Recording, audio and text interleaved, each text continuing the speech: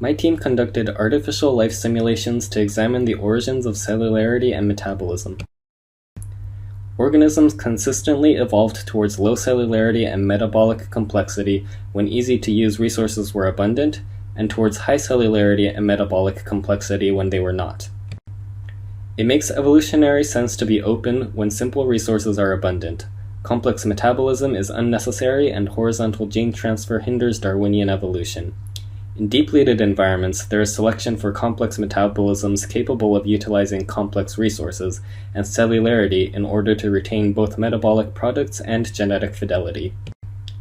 Any geochemically rich origin of life setting would have prevented the selection of cellular life. Cellularity and metabolism co-evolved, likely in response to a change in the geochemical setting of life's origin, and this may have facilitated a greater ability for Darwinian evolution. Here are additional resources, and my collaborators and funding sources. Thank you.